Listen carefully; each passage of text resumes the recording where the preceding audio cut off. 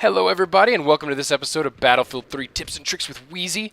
In this episode we are going to be covering the Close Quarters DLC in Battlefield 3, and throughout the video keep these general tips in mind and we'll address them more specifically as we go.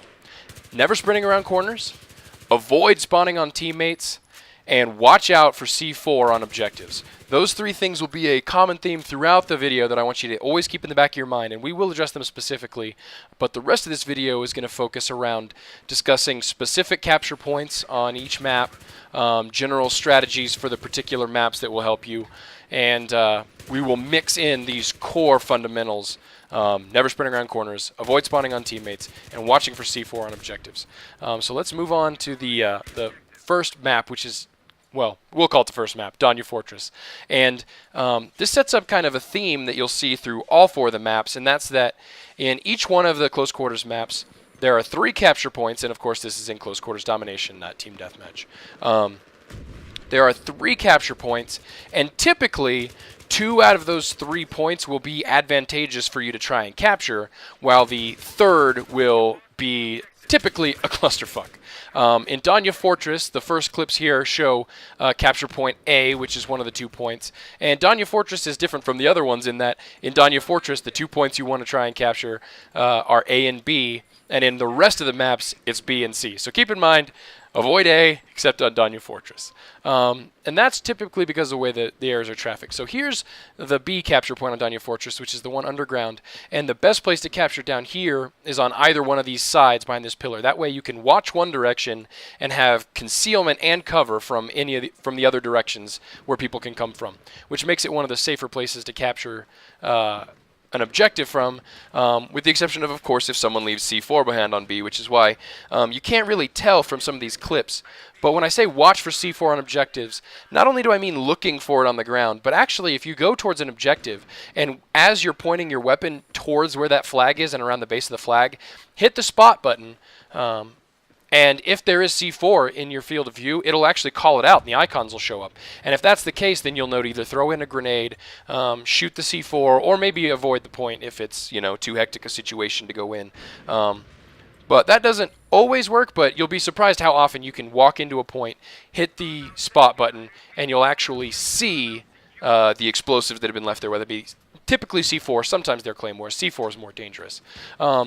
Here's an example of the C capture point on Danya Fortress, which is the least advantageous for you to try and capture. So you should try to avoid it whenever possible. And if you're trying to win a game, focus on the 2 points that you can capture. And it's a theme throughout, again, all the maps, that the problem with the point you want to avoid is there are too many angles that you have to defend from that enemies can come from. I mean, look at this room. You've got up 2 staircases that lead upstairs, an entire encircling balcony upstairs, as well as 3 entrances to the bottom. So there's, at minimum, like 6 entrances to this area. So if you're going in to capture the point, good luck trying to cover all of them. B, as I showed you, you've got a better cover from, you can watch one area, and if guys come from the other direction, they won't see you until you're up close. So that makes it more balanced. The A point is similar, where people can only really come from one direction, although they could potentially shoot you while you're on the balcony from other angles. But if you take cover, you can do pretty well there. But in Danya Fortress, the C point is really the one that you want to avoid. Now let's move on to scrap metal. Real briefly, we'll cover the C point in scrap metal, which is one of the easier ones to cover because, again, it has 2 points, 2 directions from which people can approach you. They can, again, see you from certain positions outside of that point. But in general, there's only the 2 approach avenues. Well, actually 3. I'm going to show you this one. This one not a lot of people use, where from on top you can jump down and enter through this side entrance. But it still comes from that one end that you can cover. So if you sit behind one of the crates, you can look the other direction and, again, have decent cover on the C point. Or shoot straight through a teammate if you're not playing hardcore. So that's the C point on scrap metal. The B point is one of the best ones to capture, and it's also one people like to defend a lot with C4, where inside of the capture point, you will actually see people placing C4 around the flag. But if you use this area just on the other side of the wall from the B flag, typically you will be safe from the enemy C4, because typically the enemy won't place a C4 out here. So where I'm standing right now, you can capture B, and you won't be in the blast range of the C4 out there, and you can still have a good place to defend from. Similarly, if you're trying to use C4 to defend B, leave one pack right there on the outside of that wall. just in case. So another clip here. You watch out for that. That's exactly what this guy had done. See how was sitting back there. He had placed C4 on the B flag and was sitting back there on his ammo pack, refilling his C4, waiting for it to start getting captured. So that's why this is my favorite approach to B, because typically if someone's C4 camping B, that's where they'll be hanging out. So keep that in mind as well. But again, outside wall, best capture for B. Scrap metal on A, again, is a more wide open area that has 3 main avenues of attack that people can approach from, including one that I will show you a special path to that will catch more by surprise. But again, it's harder to capture and defend because there are too many directions that enemies can come from. I mean, just from this one side, there's 2 separate doorways that are backlit that make it hard for you to see enemies inside of. Like that guy, I was basically standing in that doorway because he was outside where it was bright and I was inside where it was dark. He had trouble seeing me, and I got a surprise. I surprised him. So. A is the point. There, I just got saved by a teammate from getting knifed. Woo! A is the point on scrap metal that you should avoid. And just even after we captured it here, there's just people coming from everywhere. And it's just a really hazardous situation. Touching briefly, since we've already talked about C4, let's talk about not spawning on teammates as I show you this more advantageous route to A. If you hop over this railing, careful not to short it or you'll drop through, but this is a good advantage. People don't often expect you to come from here, but if they see you, you might have an advantage with cover. But you don't want to spawn on teammates in close quarters, and here's why. Typically with as close quarters is, if you spawn on a teammate, it is much, much more likely that they will be near an enemy, and so you could spawn immediately into danger. Even if your teammate is on a capture point and is either defending it or capturing it, you still, 99 times out of 100, do not want to spawn on a teammate. Real quick, keep an eye out on this right-hand corner. People will a lot of times put spawn beacons here at A. Another reason to avoid A. But in general, the maps are small enough that you can reach any point you want to relatively quickly, and by spawning from a spawn point and from a random spawn point and not on a teammate, you give yourself a better chance of being in a safe area when you spawn so you can choose your plan of attack. Now, moving on to Zeba Tower here, on the B capture point, since it does it's one of the 2 points, again, that are safer to capture, but much like the C capture point on Danya Fortress, there's an upstairs balcony that you have to worry about. So when capturing B from downstairs, which is the only place you can capture it from, try and stick as close underneath that balcony as you can to minimize the angles that the people on top of the balcony can see you from. And I think it's going to show in this clip right here, this, where that guy was sitting and where I turn around and sit, is the best place to capture B from. This plant gives you some concealment from the left. You've got a good angle on the upper balconies from there, and the people above you can't see. So that's the best place to capture B from on Zeba Tower. C on Zeba Tower is typically the easiest point to capture, especially by yourself, because it's usually not very heavily guarded, and there's an extremely good place to sit and capture. So you'll have to watch out for people behind that desk, even though they can't capture the point from there. Sometimes they'll sit there to capture it. But here in this shower area is the best place to capture C from on Zeba Tower. And one of these clips will show just how effective the concealment can be when you're capturing this point. But C, again, is easiest one to capture because the shower gives you such good concealment. And this route that I take down this back staircase is my favorite way to approach C because it's the least traveled. This is the downstairs route, and as you see, you'll typically get more traffic coming out that direction as well as this direction through the hallway. So this is a more dangerous route to approach C from. If you go from the second floor and come down that back staircase, it's a much safer approach that is much less traveled. So that's my suggestion for capturing C. But again, getting inside of the shower is the best place. Here you see me kind of fighting off to get into this C here. See how you can't capture from behind that desk, but you have to be aware of people back there. And I think this may be the clip where you'll see the capture stop. Oh, it must be the next one. Damn it! Capturing inside of that point. I believe this is the one where, again, this back staircase, check to make sure the area is clear. Move in to the shower and watch the capture here as I'm protecting myself from the right-hand side. It stopped, so now I'm looking for who's in the capture point with me. And this guy just, oh, look, he didn't know I was there. And now I get the capture. So that's the easiest capture point on Zeba Tower. A is a bit of a clusterfuck, as you'll see in these clips. Too many avenues of approach. And I'll let you watch these clips, and then I'll talk about the better way to clear it in the later clips. And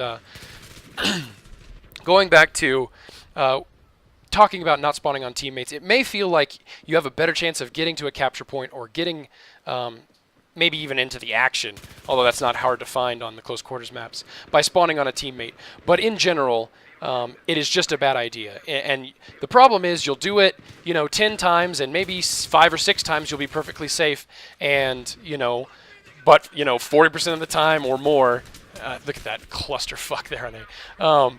But more than you'd like, you will actually spawn yourself into danger, and either you'll instantly be wounded and be at a disadvantage, or you'll just get killed outright. And that's not an advantage to anyone on your team. It doesn't help you. It's frustrating. And it's one of the biggest problems people, I think, have on close quarters. They feel like it's too random. They're getting killed immediately, and it's just too chaotic. But if you spawn on a random location each time, I guarantee you will have a better time, and you will be able to better choose which objectives to capture. Because typically, your teammates aren't going to go to the good places. They're going to go to the high traffic places, which is why they're the places to avoid. So you don't want to spawn on them because they're probably at or running to those places. It's just, in general, try to avoid it. And this is going to show you a little example. If you are going to try and capture A on Zeba Tower, use this balcony first, and hopefully some better aim than I have, to try and clear out the capture point. Now, again, that doesn't always, completely make you safe, and once you're in the capture point, you're still trying to cover 3 different areas of entry. But if you are going to try and capture A, this balcony gives you the best chance at clearing out the enemy, or at least getting an idea of who's there before you move in. And that can be all the difference. Even if you go underneath here, I find a guy with a spawn beacon. Again, this just shows how much people like to stay near these really dangerous objectives. So try to avoid that. Operation 925, or Operation 9 to 5, because it's an office building, get it? 9 to 5. Operation 9 to 5 is one of my favorite close quarters maps to play, and it's mainly because a single person can almost win this game if you play it right. And I actually am not even going to show you the A capture point on Operation 925, other than, hey, there it is, I'm not going there. And that's because if you're on Operation 925, what's the first capture point that you think of? What is the A capture point? Everybody knows. Everybody knows the A capture point. It's the one behind the desk. It's the one, well, at least that's where everyone goes to capture A, right? Everybody knows that point. That's where everybody goes. And in this map, that's where 90% of all traffic will funnel into. Everybody's going to run to A. So I'm not even going to show you the capture point here because A, you already know it, and B, my suggestion is that in a game of Operation 925, you never, ever go there. There's no reason. If there's 12 people, well, actually, not 12 people, there's 9 people, 8 or 9 people in close quarters. Of the few people you have on your team in close quarters, almost all of them, probably all of them except you, are going to be pushing A a lot. So focus on B and C because you will have a better time keeping those. B down in the garage is relatively easy to capture, although there's a lot of open areas because it's so much less traveled. And C is relatively easy to capture if you use this point right here by the pillar. It's the only place I capture C from. It's my favorite place. It gives you cover and concealment from up the stairs, and it's just a great place to capture from. And in this map, as I mentioned, the reason that you can do a 2-man or basically a 1-man, hell, if you can get a squad to do it, or even 2 people, you'll be better off. But 1 person can actually do what I call the BC patrol and hold down both points almost by himself. And especially when I'll show you in the last clip, you use C4, which is often frowned upon for this reason. But really, the way it basically works is you can capture B and move to my favorite place to defend C is from behind this cover here. And then if you have to recapture C, move up to the pillar. But by kind of holding up behind this piece of cover here, you can protect C, and then whenever B starts getting taken, you can move over to defend B. Or as I'll show you in the final clip, if you have C4 there, then the C4 can do the protecting for you, which is always nice. So, again, Operation 9 to 5, avoid A. Now, briefly while this clip is running, I'm also going to talk to you about the first point, which I haven't touched on, and I made it the first point, which is never, ever, ever sprint around corners in close quarters. That is a tip that you should keep in mind for every map, but, I mean, not just close quarters, but you should never, in Battlefield or any first-person shooter, sprint around a corner. And that's because it puts you at such a disadvantage if you enter into a face-to-face confrontation. It's better to have your gun up, and typically where you're going to be surprised by someone is when you turn a corner. Either you'll be turning the corner and you'll see someone, or they'll be turning the corner and you'll run into each other. But you always want to have your gun up when you're coming around a corner. It's just extremely important. So never, ever, ever, ever, ever, ever, ever, ever sprint around a corner. You got it? Are we good? We're on the same page? Okay. Now, before I move on to talk about this the final clip to start here on this, I want to talk briefly about weapon tips for close quarters.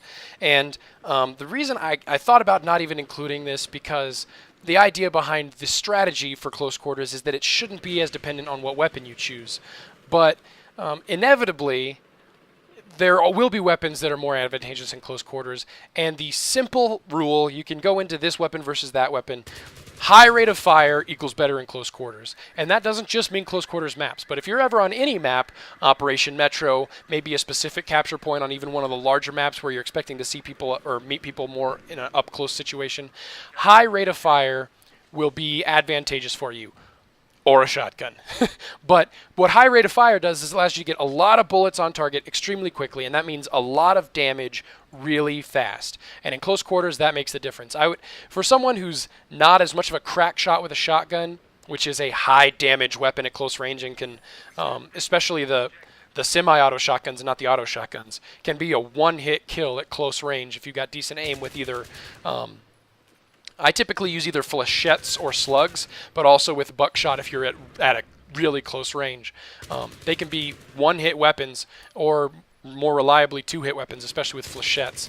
And but a high fire rate automatic will give you a good versatile weapon at medium to long range, but at close range it will be extremely, extremely advantageous, especially over slower fire weapons like the Scar H or even the Scar L, things that have a slower fire rate. So all I'm going to say about weapons, high fire rate, more success. So now we're going to move on to this last segment, this last clip, which is still Operation 9 to 5, which is the one-man BC patrol, where a single man, single player can basically keep 2/3 of this map captured with careful play.